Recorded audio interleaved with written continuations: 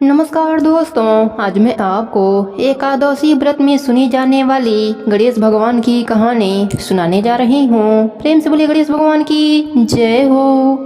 एक समय की बात है, एक गांव में एक बुढ़िया माई अपने परिवार के साथ रहती थीं। बुढ़िया माई विष्णु भगवान की परम भक्त थीं। वह हमेशा दोनों पक्षों की एकादशियों का व्रत करती और कथा सुनती थीं। उन्होंने कभी भी व्रत में गणेश भगवान की कथा न कही न सुनी। इस कारण से उनका व्रत अधूरा रह गया।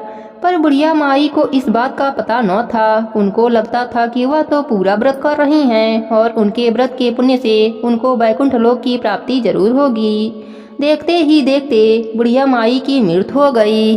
उन्हें लेने यमलोक के दूत आए और वह देखकर घबरा गईं और बोले, मैंने जीवन भर विष्णु भगवान की भक्ति श्रद्धा भाव से किया, एकादशी का व्रत किया, मुझे तो लेने वैकुंठ लोक का विमान आएगा, मैं आपके साथ नहीं चलूंगी।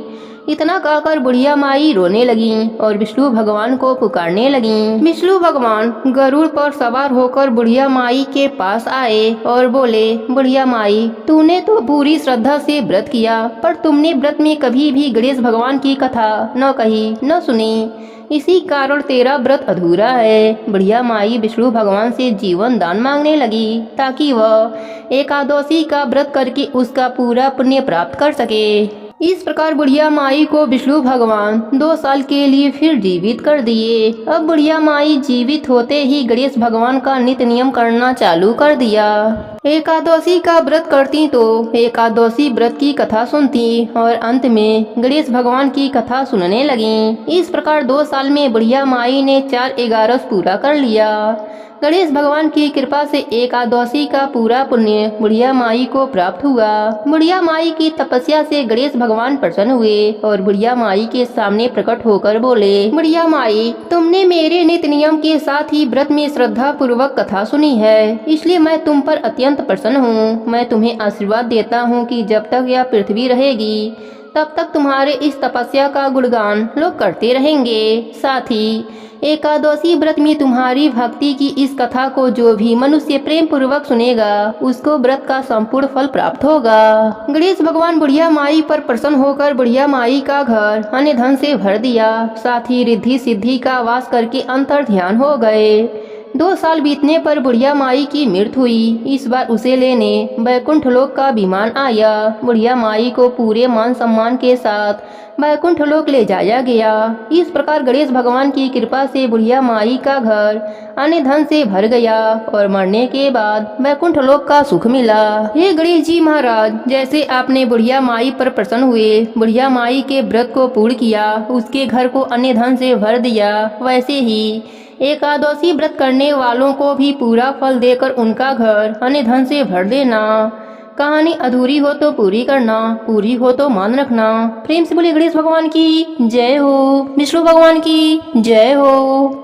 प्राचीन समय की बात है, एक गांव में एक दादी पोती रहती थीं, जिन्होंने गणेश भगवान की कहानी सुनने का नियम लिया हुआ था। वह एक कलश में जल भरकर और फूल रखकर कहानी कहा करती थीं और गणेश भगवान के नाम का अर्थ दिया करती थीं। एक दिन पोती का विवाह हो गया। जब वह ससुराल जाने लगी तब दादी ने उसे सिर्फ एक कलश में जल भर कर दिया और कहा, गणेश भगवान के कहानी का नेम कभी मत छोड़ना। पोती विदा होकर ससुराल चली गई और चलते चलते सोचती रही कि ससुराल में सब पूछेंगे कि बहू क्या क्या लाई हो तो मैं क्या बताऊंगी। गणेश भगवान ने सोचा कि यह लड़की बहुत परेशान है, मुझे इसके संकट को मिटाना चाहिए। रास्ते में पोती ने गणेश भगवान की कहानी कहकर अर्घ दिया। जैसे ही उसने अर्घ दिया, वहाँ हीरे मोतियों का कुंड भर गया। हीरे मोतियों से भरे हुए कुंडे को देखकर पोती बहुत खुश हुई। फिर वह खूब पहन ओढ़कर ससुराल पहुंची। वहाँ उसके ससुर जी ने उसके सास से कहा, हमारी बहू तो बहुत बड़े घर की है, बहुत धन लेकर आई है। तुम ऐसा करो, पड़ोसन के यहाँ से मूंग चावल लाकर बहू के लिए भोजन बनाओ। जब उसकी सास मूंग चावल बनाने लगी तो बहू ने कहा, माँ जी, आप यह मूंग की दाल और चावल मेरे कलश के जल से बनाओ। सास ने अपनी बहू की बात को मानकर कलश के जल से चावल और दाल बनाई। तभी चमत्कार हुआ, उनकी पूरी रसोई अनाज और तरह तरह के पकवान से भर गए। यह देखकर सास बहुत ही खुश हुई। उसने अपने बहू से कहा, बहू आओ भोजन कर लो। तब बहू ने कहा, अभी घर में किसी ने भोजन नहीं किया तो मैं भोजन कैसे कर लूं, और मेरे गणेश भगवान की कहानी कहने का नेम है। सास ने कहा, बहू मैं भी कहानी सुनूंगी। फिर बहू ने एक कलश में जल भरकर उसमें फूल डालकर गणेश भगवान की कहानी कही और घर के सभी सदस्यों ने गणेश भगवान की कहानी सुनी। गणेश भगवान की कृपा से उनके घर में अन्न धन का भंडार भर गया। यह सब देखकर सास और भी अधिक प्रसन्न हुई। फिर वह खुशी खुशी अपने पूरे मोहल्ले में गणेश भगवान के प्रसाद बांटने लगी। तब उसकी पड़ोसन ने कहा, अभी तो तुम चावल और दाल उधार लेकर गई थी और इतनी जल्दी इतना सारा धन कहाँ से लाई। तब उसकी सास बोली, मेरी बहू हर रोज गणेश भगवान के कहानी का नेम करती है, यह सब उसी का फल है। सास की बात सुनकर पड़ोसन को बड़ी हैरानी हुई और उसने कहा, मैं भी गणेश भगवान के कहानी का नेम करूंगी। गणेश भगवान के कहानी का नेम करने से पड़ोसन का घर भी अन्य धन से भर गया। हे गणेश जी महाराज, जैसे आपने पोती को दिया, पड़ोसन को दिया, वैसे ही अपने सभी भक्तों पर अपनी कृपा बनाए रखना। कहानी अधूरी हो तो पूरी करना, पूरी हो तो मान रखना। प्रेम से बोले गणेश भगवान की जय हो, भोलेनाथ की जय हो, पार्वती माता की जय हो।